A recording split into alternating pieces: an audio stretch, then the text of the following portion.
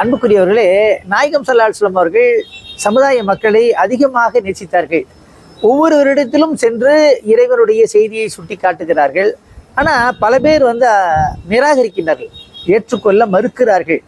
அப்போ நாயகம் ஸல்லல்லாஹு அலைஹி வஸல்லம் அவர்கள் மிகுந்த கவலைப்படுகிறார்கள். ஆக இவங்கெல்லாம் ஏற்றுக்கணுமே, இவங்கெல்லாம் ஏற்றுக்கொண்டால் தானே மறுமையிலே இவர்களுக்கு வெற்றி கிடைக்கும், சொர்க்கம் கிடைக்கும் அப்படிங்கிற ஒரு ஆதங்கம். ஆக நாயகம் ஸல்லல்லாஹு அலைஹி வஸல்லம் அவர்களை பார்த்து இறைவன் சுட்டி காட்டுகிறான், இன்னா இலையினா ஐயாபகும் சும்மா இன்னா அலையினா ஹிசாபகும்.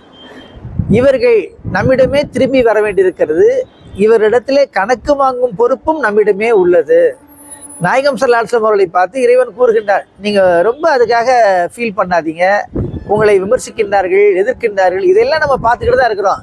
இவங்க எல்லாம் எங்கிட்ட தான் வரணும், கணக்கு வாங்குற பொறுப்பு நானே வச்சிருக்கிறேன் என்பதாக ஆறுதல் கூறுகின்றார். ஆக இறைவனுடைய அழைப்பு பணியிலே நம்மை நாமே அதிகமாக ஈடுபடுத்திக் கொள்வோம்.